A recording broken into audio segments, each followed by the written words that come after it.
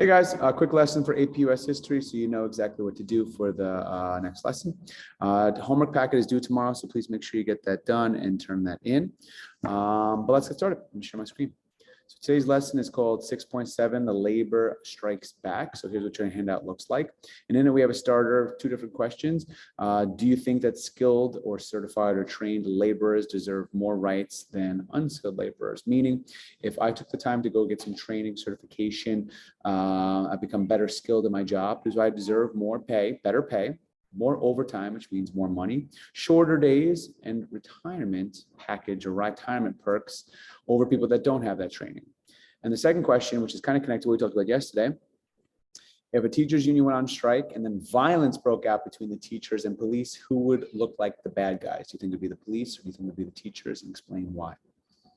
We then have a lecture, and then we have a multiple choice and a reading activity. So let me do the lecture and I'll give you some information, and then from there I'll give you the information about the other part. So here we go.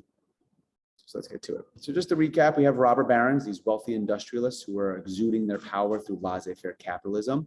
The government has responded with something called the Sherman Antitrust Act. We try to break up the trust, but it doesn't really work out until later on. The United States Supreme Court has tried to stop a monopoly by a sugar company, but it failed. The Supreme Court said, nope, good. There are political machines in which the wealthy industrialists are able to manipulate and control voters. But Thomas Nast is going to resist. He's going to fight back with his cartoons, and he's somewhat successful. We have immigrants that are working in building skyscrapers. We have immigrants working in factories. We have old immigrants that are coming from Ireland and Germany. Then we have a new wave of immigrants that are coming from Eastern Europe, like the Slavic and Russia and Italy. And then we also have some Chinese immigrants coming in as well. And this is part of the factory system they have in New York City, as well as other industrialized cities like Baltimore, Philadelphia, Chicago. There's child labor abundant here. And this kind of upset a lot of people. We talked yesterday about how workers responded by creating labor unions, which meant one person individually resisting is not enough, but when we work together as a working class, we can fight back. Some of the most popular labor unions were these two, the Knights of Labor, which was a mix of skilled and unskilled laborers, kind of like our starter. And then we had the American Federation of Labor, also called the AFL, led by this guy, Samuel Gompers. And they were only skilled laborers, so you had to have certain skill or trait in order to join theirs. Now, they responded with different things, like the Great Railroad Strike of 1877, where they said, hey, we're not taking this pay cut, we're fighting back. The government sided with big business and forced them back to work. The Haymarket Affair is another example of where people were protesting for more rights and speaking out, but a bomb is thrown, and several people are killed, including many police officers. And they charge Albert Parsons, a leader of the labor union, with this crime. And he is eventually executed, as well as several other people. Many of them were German immigrants. And this shows again that labor unions were kind of looking bad. But we're going to be focusing today on a different strike called the Pullman strike. This is a strike that happened in 1894 and has to do with the railroad again. Pullman is a famous railroad company. It's led by a guy named Eugene Debs. He was a socialist, which means he's going to eventually, kind of be a communist, but communism doesn't exist yet the way we think of it. But he wasn't supported by the American Federation of Labor, that famous union. The government is going to intervene. They're going to send in troops. They're not sending in the police. They're sending in armed troops. And the strike highlighted two things. One, that the labor was not united, and that the government is willing to use troops to stop it. And again, the big government is siding with not the workers, but big business. Here is Eugene V. Debs. He's president of the American Railway Union, and he was the director of this Pullman strike. He was imprisoned, and he became a socialist leader in America. Now, later on, we have another strike called the Homestead Strike. The Homestead Strike was one of the most violent strikes in U.S. history. It happened at Andrew Carnegie's steel company in Pittsburgh. Now, Homestead, because it's his main factory, and Carnegie is well known for the Bessemer process and bringing that to America. And the steel was in Pittsburgh. Now, for my football fans, that's the Pittsburgh Steelers. That's why their team is named that. But this is in response to a 20% wage cuts. There were riots, and eventually a group of people called the Pinkerton Police and a state militia crushed it, and the image of unions looked worse.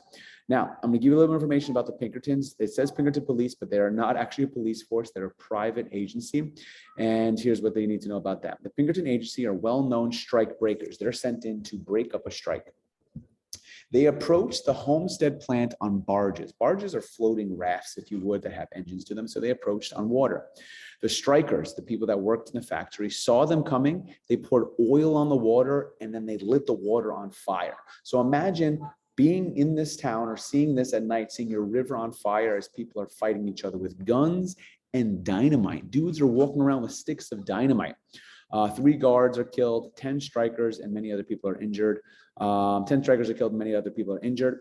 The Pinkerton agents, there was deaths on both sides. The Pinkerton agents and striking workers fighting led to deaths on both sides. Then Pinkertons were also used as guards in the Great Railroad Strike. What I said in class was, imagine like, you ever see a movie where there's like a big rich boss and he's like the bad guy, and then he's got a whole bunch of people around him like protecting him, like, oh, that's the boss, we gotta protect him. That's kind of what the Pinkerton agents were. Andrew Carnegie would be like the big boss, and then the Pinkerton is who he hired to be his like secret police to make sure that things are safe. Okay, so now that we know that there's different types of strikes and different responses, the government crushed the strikes and didn't really like unions, and Pinkerton agents were used. The unions did do some good, but what we're going to look at right now is how newspapers played a role in how the public viewed unions. So I'm going to share my screen again, back to the handout. And you'll see 2 things. First, you can see a multiple choice question that I want you to do. You could just bold the answer. So if you think it's choice D, just underline it or bold it, highlight it. But the next part is that I'm going to give you 2 different newspapers. One's going to be the Chicago Times. I want you to write down the date. And one's going to be the Chicago Tribune, and you're going to write down the date. And what I want you to do is type the headline in here. And then according to that paper, what happened that day. And they're going to have different views of what happened. And then the final thing is that, how do they describe the strikers? So they're going to describe the strikers either in a positive way, like they were fighting for rights, or they're going to say that they were hooligans or chaotic, whatever. Read both sides. And then from there, I want you to answer this question. Based on your close reading of the 2 articles, which newspaper do you think supported the workers and which supported the Pullman, the owners? One paper is going to support one and one's going to support the other.